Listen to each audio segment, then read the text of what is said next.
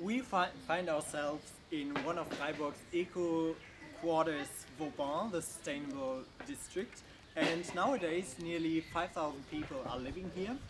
It's nearly car-free, it's low energy, it's social integrating. You can find a lot of playgrounds around here. It has its own kindergarten and also community urban gardens. Vauban illustrates the development of a sustainable urban district adopting a cooperative planning process and socio-ecological values.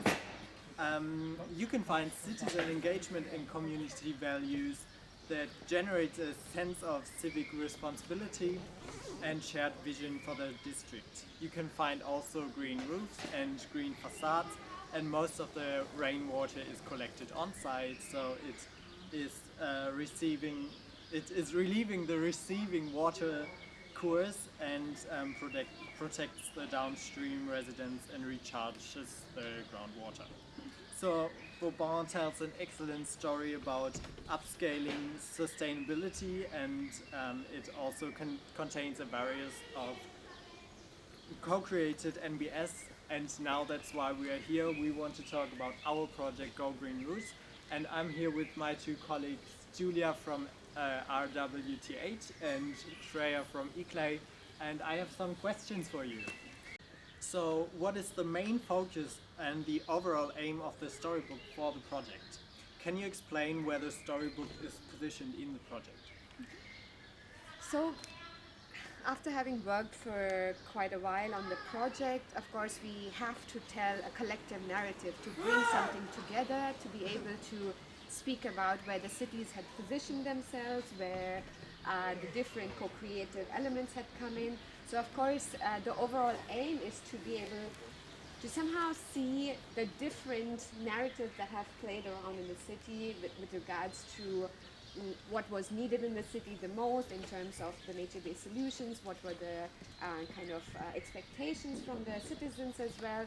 So we wanted to tell the story, and that's why we thought about positioning it in a way that it creates some kind of connection to the different work packages as well that have been playing a role, but in general the center is and the focus is on the cities specifically. And especially focus on our NbS interventions, which were implemented in the cities already in 4 cities now, 2 more to come, and basically this is the main focus, but of course we are talking also in the storybook about the procedures beforehand. Yeah. Mm-hmm. And maybe to also mention here what is really important, that we created this report in or the storybook itself in a really graphical way, so that it's possible to reach a broad audience, so that we can have a really easy accessible document in the end, maybe or even an ebook thing. And how did we do that? We used a mixed medium approach here. What does it mean? We use different mediums to explain the story in this matter, and we used, for example, pictures of all the activities, and included a lot of sketches, hand drawing sketches. Then we created it in a really airy layout, this document. You will see it then once it's done. And also what it was really important to summarize everything in a good way and in a really easy, quick way to understand, so to say. So that's a good transition actually for my second question. That would be, are all activities from GoGreenRoutes comprehensively represented in the storybooks?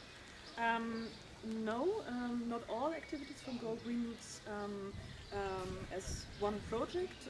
It's of course presenting with all activities with focus done by Work Package 3, and especially done together with the city partners, the 6 cultivating city partners. But also, as Shreya mentioned earlier, we are trying to include other work packages activities in the cities a bit into the storybook. More to that later, but our focus was to present first of all the NbS intervention itself, and this we did through really extensive focus group discussions, which we covered in this storybook in summarizing quite long interviews, focus group discussions as interviews in a short way again. And also adding to that, we try to explain the NbS interventions to timelines, a lot of pictures and so on. And going back a bit to the project here, of course we couldn't stand out as a singular element in this storybook. We also summarized beforehand a bit the CEPA interventions which were done beforehand, and going back to methods we used, and of course explaining co-creative approaches which we mostly started with right at the beginning of the project in 2020 with a really intensive desk research and co-creation, and so everything comes together in a way leading to our focus of presenting our NbS interventions. And just to add also, from as we said, like we're not able to create this comprehensive story in one storybook, and of course we have to see where the focus, where the center lies, and that's where we thought that we know that the other work packages have also done some work on the cities and have been doing a lot of interviews or walking interviews, for instance, they did a lot of monitoring activities and so on. So we did talk to the different work packages in interviews and tried to find out how they were engaging with the cities and what were the kind of main elements that they captured from the learnings from being there in the cities as well. Yeah, and maybe just adding to that, we also try to give a kind of a sneak peek to their work through adding QR codes to our report, where they lead the reader to more information on their work in the project, done also through reports and other activities. So this is a way of communicating furthermore what happens in the project a bit, but just in a short way, so to say. Yeah. And in what do you see the innovative element of the NbS interventions in this project? Good question.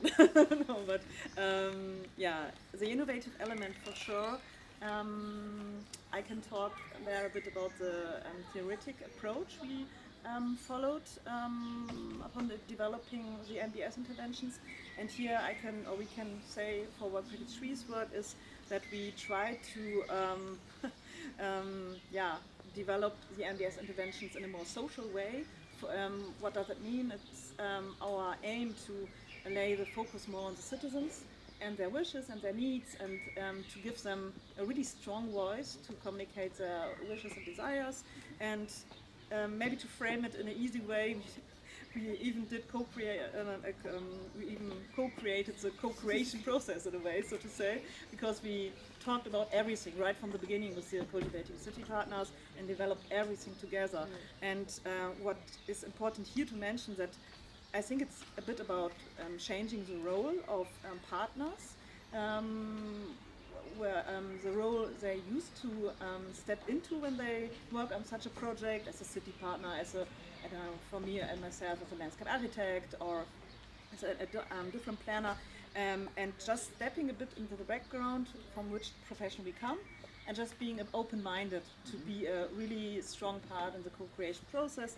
And this I think was kind of innovative in our work, and and this way we gathered a lot of local knowledge which was not maybe possible to reach out to with a normal approach or an approach they used to work with.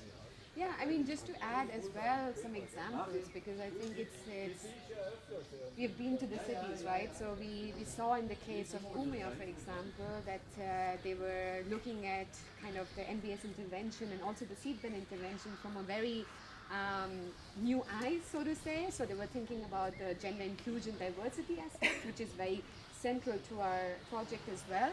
So they were not only involving the usual suspects that you would see that come to these kind of meetings and gatherings, but they were going forward and inviting the kids and the school children to come to the space, because that's that's the kind of audience that would be using that space as well. So it's important that they feel connected to that space. They can understand this nature connectedness. They can draw inspiration from being in that area and feel safe as well to go to their schools on their own and actually have some inspiration on the way as well to see nature around them. And another example is of course Lati. That we've written in the focus group discussion as well in the chapters. There's a lot about the health forest that Lati has developed, and it's a concept that it's not only about this particular health forest, but there are also local forests that will act as a health forest, right? So it's about creating one space, but thinking about how it can be upscaled in other spaces as well. So it's really innovative in that sense, because it's not only about seeing one intervention as it is, but actually kind of inspiring other areas to also take that into account.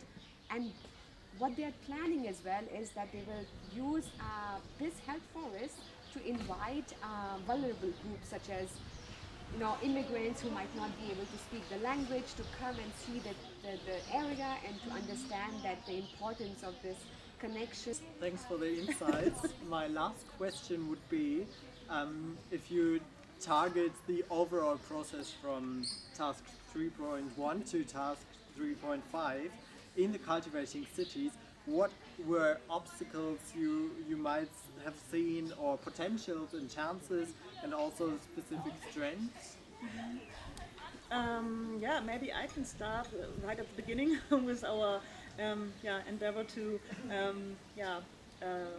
do co-creation with municipalities, which was not normal maybe for some of them.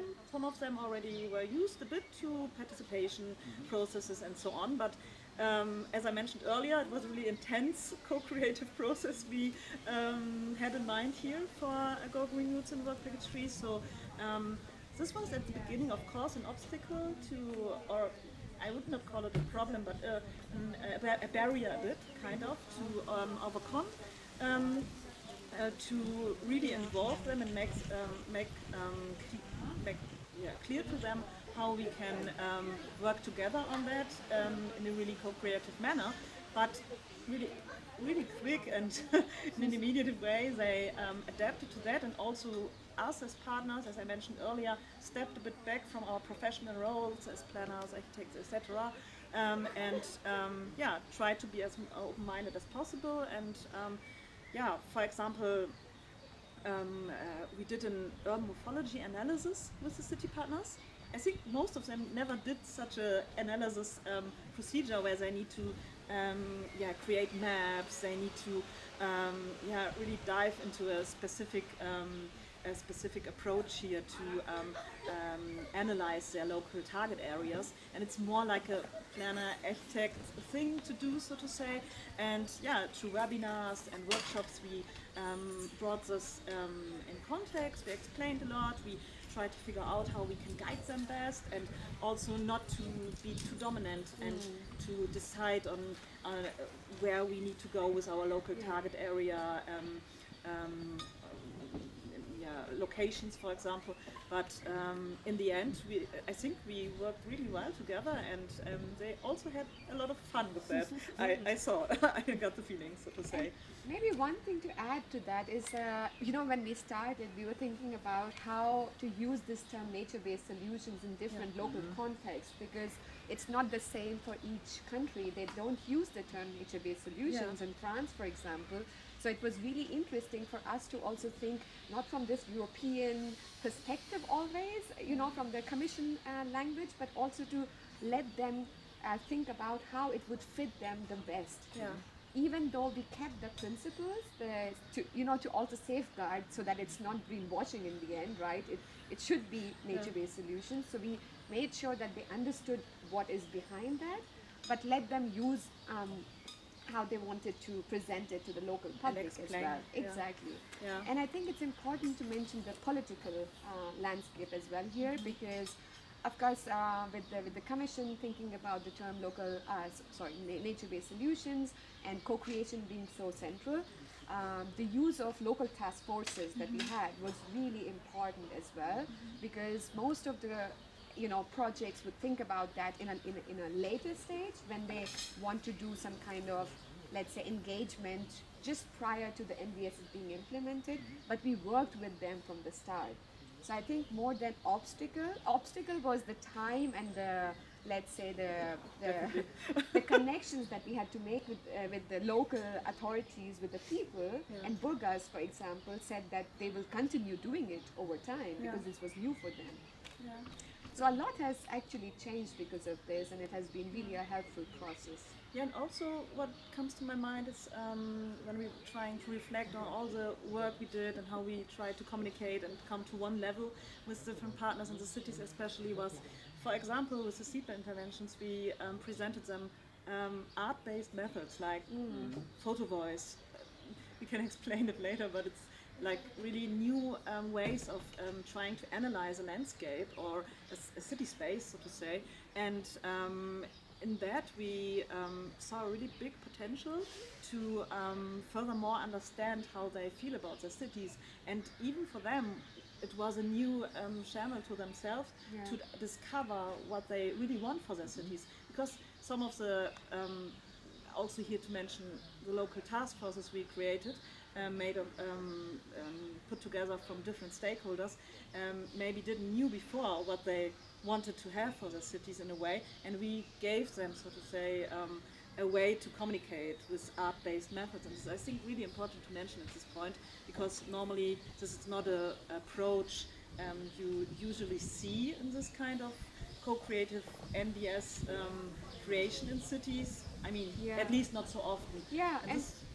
And especially also the communication tracker, for example, that we use, right? Like what we did is that we asked them to always track when we are actually talking to the local task forces to make sure that they're doing it over time, and any kind of turning points, any critical turning points are captured in writing so that they can really see what the local task forces actually want. So it was really a good process in that way. Yeah, and overall, I mean, it leads again to what we mentioned earlier, policy maker topic, and also maybe some points about, I mean, maybe it's worth mentioning, for example, leave no one behind principle, because overall it led to this guaranteeing that no one is left behind in a way. Maybe we didn't succeed fully, but in a way it was really helpful to approach these principles, to really try to implement also relevant GID parameters in implementing the NbS. So, Well, thanks a lot for your insights. Okay. Yeah, thanks. Thanks, Janis.